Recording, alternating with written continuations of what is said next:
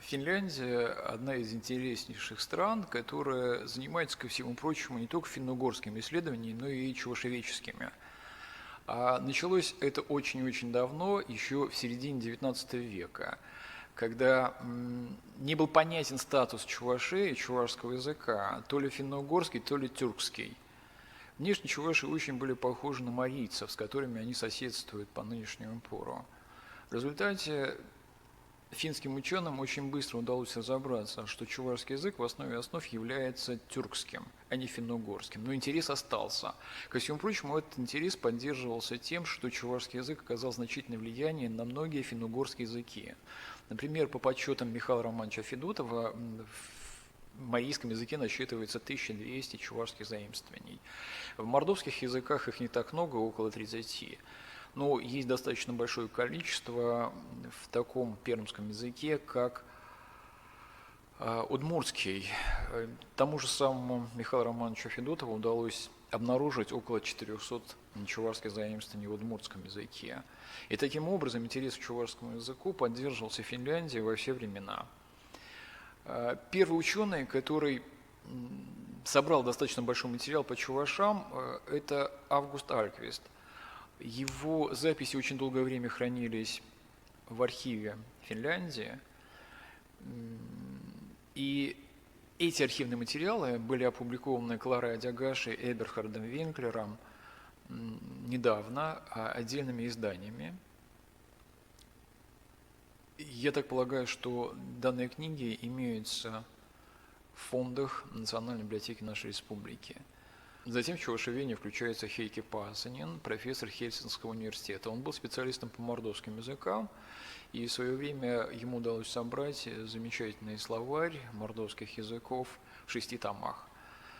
Ко всему прочему, он занимался сбором чувашского фольклора, и в 1950-е годы, уже после его смерти, в Хельсинки был издан огромный том чувашских сказок на чувашском и немецком языках. Затем в финском чувашеведении наступает затишье, которое продлилось примерно полвека, и с 2000-х годов чувашеведение снова возвращается в финскую науку, и современным центром чувашеведения Финляндии является сектор исследований языков Поволжья университета города Турку. В этом секторе работает Jorma Luutanen, он доктор философии и магистр алтаистики, и ему удалось подготовить и издать 4 замечательных издания для финских и европейских ученых. Во-первых, это Чувашско-финский словарь 2007 года. В него включены 8000 слов. Это, в принципе, большой объем для того, чтобы можно было финским ученым читать чувашские тексты. Затем соавтором является Арто Мойс, сотрудник кафедры финского языка и финно-угорского языкознания Туркуского университета. Затем в 2009 году был издан замечательный словарь, обратный словарь чувашского языка. Таких словарей Jormой Luutanen подготовлено достаточно много, но по признанию моего коллеги из Ижевска, Сергея Максимова, самым лучшим обратным словарем является именно чувашский словарь. Первый опыт подобного словаря состоялся в Чебоксарах в 1984 году, если мне память не изменяет, но только у этого словаря есть небольшой недостаток. Очень сложно понять, к какой части речи слово относится. Очень сложно идентифицировать слово.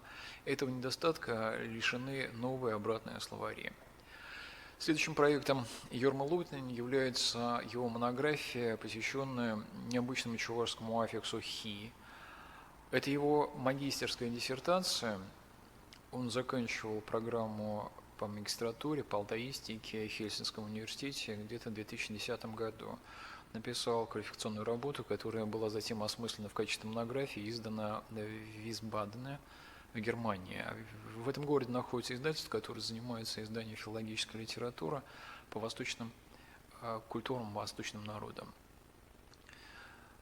И у Йорма Лоутонена было замечательное издание, которое представляет собой электронные списки многих языков Урала и Поволжья, в том числе чувашского. Ко всему прочему, там долгое время готовится чувашская грамматика на финском и английском языках, но, может быть, когда-нибудь это издание будет завершено и издано. Финское языкознание интересуется чувашским языком несколько шире, а именно во взаимосвязи с финно-угорскими языками. В этом плане известна работа Арто Мойсио и Мерья Сала. Мерья Сала – сотрудница Хельсинского университета. Она специалист по мордовским языкам. В свое время приезжала в Чебоксары, собирала материал по чувашскому языку тоже. У нее есть публикации достаточно солидные, в которых она рассматривает чувашский языковой материал. В Финляндии как таковой художественной литературы, перевода чувашского языка не существует, но есть одна книга. Это книга стихов Геннадия Айги «Тонтемантон Толе. Неизвестный ветер». Ну, дело в том, что Геннадий Айги в детство провел на территории бывшей Финляндии, куда их семья переселилась после того, как часть Финляндии перешла в состав Советского Союза. И у Геннадия Айги остались очень приятные впечатления про Финляндию. И, наверное, это не последняя книга Геннадия Айги, изданная в Финляндии. Есть подозрение, что воспоминания Айги, его дневниковые записи, его детские произведения, которые касаются Финляндии, будут там изданы в будущем. Финские ученые работают на очень высоком уровне, им удается описывать чувашский язык по требованиям мировой науки, и очень многие свои работы они теперь пишут на английском языке. Это позволит их разработкам выйти на международный уровень.